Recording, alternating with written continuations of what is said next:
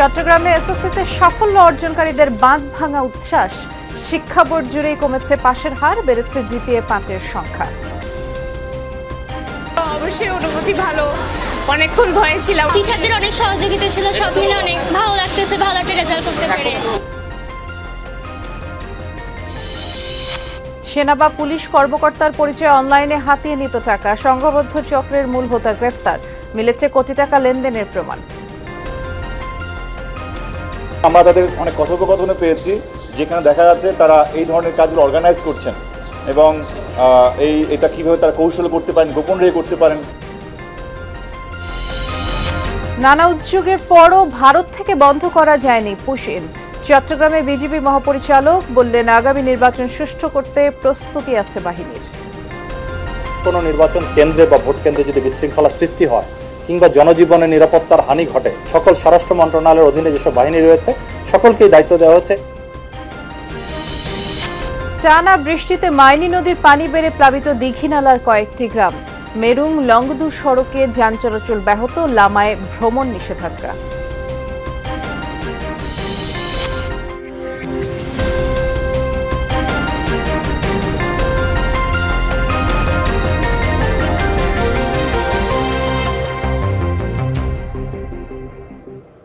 শিরোনামগুলো শুনছিলেন, নুসরাত বৃষ্টি আপনাদের সাথে আছি।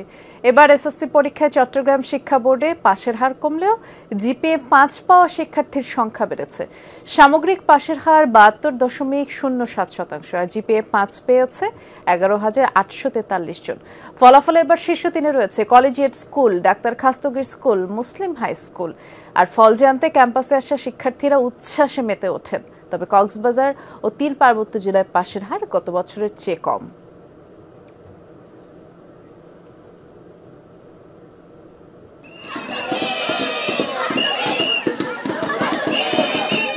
ফলাফল জানার পর এভাবেই বাঁধভাঙা উচ্ছ্বাসে মেতে ওঠেন শিক্ষার্থীরা, নেচে গেয়ে উদযাপন করেন আনন্দ। তবে টানা বৃষ্টির কারণে স্কুলে উপস্থিতি ছিল তুলনামূলক কম। পাশের হার ও জিপিএ 5 পাওয়ার দিক থেকে চট্টগ্রামে সবার শীর্ষে কলেজিয়েট স্কুল, যেখানে জিপিএ 5 পেয়েছে 349 জন।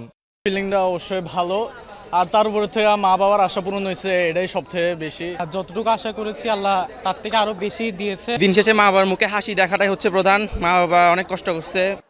দ্বিতীয় অবস্থানে থাকা ডাক্তার খাস্তগীর গার্লস স্কুলের 339 জন, তৃতীয় স্থানে থাকা মুসলিম হাই স্কুলের 322 জন এবং চতুর্থ স্থানে থাকা বাওয়া স্কুলের 310 জন শিক্ষার্থী জিপিএ 5 পেয়েছে। বা আমার অনেক ছিল, টিচারদের অনেক সহযোগিতা ছিল, সব মিলে অনেক ভালো লাগতেছে, ভালো একটা রেজাল্ট করতে পেরে। সব মিলিয়ে অনেক ভালো লাগছে, মোট নাম্বার অনেক ভালো আসছে আলহামদুলিল্লাহ। এক্সপেকটেশন যতটুকু ছিল ততটুকুই আসছে। সবাই বলে ডাক্তার হবে, ইঞ্জিনিয়ার হবে, আমি চাই একজন ভালো মানুষের মতো মানুষ হতে। সন্তানদের ফলাফলে অভিভাবকরাও উচ্ছ্বসিত। এখন কাঙ্ক্ষিত কলেজে সন্তানদের ভর্তি নিয়ে চিন্তায় তারা। আমরা যতটুকু আমাদের পক্ষে সম্ভব সর্বোচ্চ সহায়তা দিয়েছি, সম্পূর্ণ ক্রেডিটটা আমি তার নিজেকেই দিব। আমাদের বাচ্চারা অনেক কষ্ট করছে, টিচাররা অনেক সহযোগিতা করছে, ভালো রেজাল্ট করছে। আলহামদুলিল্লাহ, আল্লাহ ওর আশা পূরণ করছে। এখন একটা ভালো কলেজে যেন চিটাং কলেজ, মহসিন কলেজে আসে, এটাই আশা করি। এর আগে দুপুরে ফলাফল ঘোষণা করে চট্টগ্রাম শিক্ষা বোর্ড। এবছর চট্টগ্রামে পাশের হার 72.07%, যা গত বছরের তুলনায় 10.73% কম। তবে জিপিএ 5 প্রাপ্ত শিক্ষার্থীর সংখ্যা বেড়েছে। গত বছর 10,823 জন জিপিএ 5 পেলেও এবার পেয়েছে 1,843 জন। ছেলেদের পাশের হার হচ্ছে 71.93 আর মেয়েদের পাশের হার হচ্ছে 72.19%।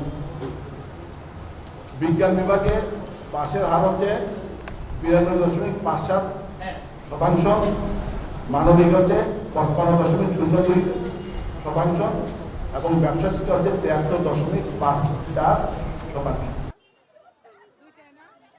চট্টগ্রাম শিক্ষা বোর্ডের অধীনে 1164টি স্কুলের 1,41,033 জন পরীক্ষার্থীর মধ্যে পাশ করেছে 1,11,081 জন। এছাড়া কক্সবাজারে পাশের হার 70.76%, রাঙ্গামাটিতে 56.55%, বান্দরবানে 63.12% এবং খাগড়াছড়িতে 60.77%। 4 জেলাতেই পাশের হার গত বছরের চেয়ে কম। পাশের হার অনেক কম দেখা যাচ্ছে, এই কারণে টোটাল পাশের হারটা আমাদের 72.07% হয়েছে। শহীদুল সুমন, যমুনা নিউজ, চট্টগ্রাম। অভিনব কায়দায় প্রতারণার সাথে জড়িত সংঘবদ্ধ এক চক্র। চট্টগ্রাম জেলা পুলিশের অভিযানে মূল হোতা ধরা পড়ার পর তাদের কৌশল ফাঁস হয়েছে। সেনা, পুলিশ ও সরকারি কর্মকর্তার নামে হোয়াটসঅ্যাপ খুলে বিভিন্ন কাজের কথা বলে টাকা হাতিয়ে নেন।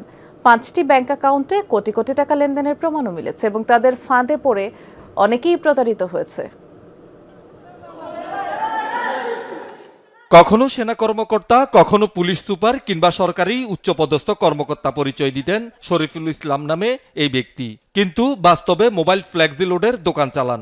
নরসিংদীর ঘোড়াদিয়া থেকে তাকে গ্রেপ্তার করে চট্টগ্রাম নিয়ে আসে পুলিশ। পুলিশের দাবি, শরীফ, তার ভাই আরিফুর রহমান ও বন্ধুরা আন্তর্জাতিক প্রতারক চক্রের সদস্য। বিভিন্ন জনের হোয়াটসঅ্যাপ হ্যাক করে পুলিশ, সেনাবাহিনী বা সরকারি কর্মকর্তাদের ছবি ও পরিচয় ব্যবহার করে অনলাইন ব্যাংকিংয়ের মাধ্যমে অর্থ হাতিয়ে নেন। এই ক্ষেত্রে মসজিদে এসি বা উন্নয়ন কাজ অথবা এতিমখানা ও দুস্থদের সহায়তার কথা বলে তারা। তারা অনেক দক্ষ এবং অনেক সুচতুর এবং সাধারণ মানুষের ইমোশনকে কাজে লাগিয়ে তারা এই কাজগুলো করে। সেক্ষেত্রে এরা ধরাছোঁয়ার বাইরে ছিল এবং এখন পর্যন্ত এটা তাদেরকে কেউ সন্দেহের আওতা আনেনি, বাট আমরা এটা কাজ করে বের করেছি এবং টোটাল চক্রটা আমরা শনাক্ত করেছি। পুলিশ জানায়, শুধু প্রতারণা নয়, অনলাইন জুয়া ও হুন্ডি ব্যবসার সাথেও চক্রটি জড়িত। 5টি ব্যাংকে শরীফের অ্যাকাউন্টে কোটি কোটি টাকা লেনদেন হয়েছে। তার বাসায় পাওয়া গেছে নগদ অর্থ, পাসপোর্ট, নকল ট্রেড লাইসেন্স, প্রতারণার কাজে ব্যবহৃত 8টি মোবাইল ফোন, বিভিন্ন ব্যক্তির এনআইডি কার্ড সহ নানা সরঞ্জাম। গ্রুপের সাথে জড়িত এবং এই যে যে অনলাইন জুয়া যেটা আর কি, এবং বিভিন্ন খেলা নিয়ে যে জুয়াগুলো হয় সেটার চক্র বিদেশে। এবং আমরা তাদের অনেক কথোপকথনে পেয়েছি যেখানে দেখা যাচ্ছে তারা এই ধরনের কাজগুলো অর্গানাইজ করছেন এবং এটা কিভাবে তারা কৌশল করতে পারেন, গোপন রেখে করতে পারেন, হ্যাক করে করতে পারেন, টোটাল তথ্যটা আমাদের কাছে রয়েছে। ঢাকা, নারায়ণগঞ্জ, সিলেট সহ বিভিন্ন জেলায়, এমনকি মালয়েশিয়া, আরব আমিরাত এবং সৌদি আরবেও এই চক্রের সদস্য রয়েছে বলে জানিয়েছে পুলিশ। আমরা যেমন কয়েকটা অ্যাকাউন্টের। Shahidul Sumon, Jamuna news, Chattogram. Border guard Bangladesh BGB মহাপরিচালক বলেছেন, আগামী জাতীয় সংসদ নির্বাচন সুষ্ঠুভাবে অনুষ্ঠানের লক্ষ্যে প্রয়োজনীয় প্রস্তুতি আছে বিজিবির। সকালে চট্টগ্রামের সাতকানিয়ায় বিজিবি ট্রেনিং সেন্টারে অনুষ্ঠিত 103তম রিক্রুট ব্যাচের প্রশিক্ষণ সমাপনী কুচকাওয়াজে এসব কথা বলেন বিজিবি মহাপরিচালক। এবার 36 জন নারী সহ 694 জন নবীন সৈনিক বাহিনীতে যোগদান করেছেন। একদিকে মিয়ানমার জান্তা, আরাকান আর্মি উত্তেজনা, করিডোর ইস্যু, রোহিঙ্গা অনুপ্রবেশ, অন্যদিকে ভারত সীমান্তে অব্যাহত পুশিন। সব মিলিয়ে দেশের সীমান্ত পরিস্থিতি খুব একটা স্থিতিশীল নয়। এমন সময়ে সীমান্তরক্ষী বাহিনী বিজিবিতে নতুনভাবে যোগদান করলেন প্রায় 700 নবীন সৈনিক, যারা ঝুম বৃষ্টিতে ভিজে পবিত্র ধর্মগ্রন্থে হাত রেখে নিলেন দেশ রক্ষার শপথ। বাহিনীতে যুক্ত হওয়া নবীনদের উদ্দেশ্যে সীমান্ত অপরাধ দমনে কঠোর নির্দেশনা দেন বাহিনী প্রধান। পরে গণমাধ্যমের প্রশ্নের জবাবে ভারতীয় সীমান্তে পুশিন বন্ধে বিজিবির উদ্যোগের কথা জানান মহাপরিচালক। নিয়ম মাফিকভাবে হ্যান্ডওভার করা, যদি আমাদের বাংলাদেশে কেউ অবৈধভাবে ভারতে গিয়ে থাকে তাদেরকে কিছু কিছু জায়গায় বিএসএফকে আমরা বুঝিয়ে একটা নেগোশিয়েট করে মিটিং এর মাধ্যমে আমরা নিশ্চিত করেছি তারা আমাদেরকে অফিসিয়ালি হ্যান্ডওভার করছে কিছু কিছু জায়গায়। তবে সর্বক্ষেত্রে এটা সবাই ওরা শুনছে না, কিছু কিছু জায়গায় এই পুশব্যাক বা পুশিন এখনো চলছে। কথা বলেন ত্রয়োদশ জাতীয় সংসদ নির্বাচন নিয়েও। কোন নির্বাচন কেন্দ্রে বা ভোট কেন্দ্রে যদি বিশৃঙ্খলা সৃষ্টি হয় কিংবা জনজীবনে নিরাপত্তার হানি ঘটে, সেই জন্য শুধুমাত্র বিজিবি তো নয়, বিজিবির পাশাপাশি পুলিশ বাহিনী এবং আনসার, কোস্টগার্ড, সকল স্বরাষ্ট্র মন্ত্রণালয়ের অধীনে যেসব বাহিনী রয়েছে সকলকেই দায়িত্ব দেওয়া হয়েছে। বাহিনীর জনবল সংকট কাটাতে উদ্যোগ নেওয়া হয়েছে বলে উল্লেখ করেন বিজিবি মহাপরিচালক। যে ব্যাটালিয়নের লোকেশন একদম জিরো লাইনের কাছাকাছি। রিয়াজ রায়হান, যমুনা নিউজ, সাতকানিয়া, চট্টগ্রাম। মৌসুমী বায়ুর প্রভাবে টানা 4 দিন ধরে হালকা মাঝারি বৃষ্টি হচ্ছে পার্বত্যাঞ্চলে এবং টানা বৃষ্টিতে খাগড়াছড়ির মাইনী নদীর পানি বেড়েছে। দীঘিনালার মেরুং ইউনিয়নের কয়েকটি নিচু স্থান জলমগ্ন হয়ে পড়েছে, প্রায় 300 পরিবার পানিবন্দী।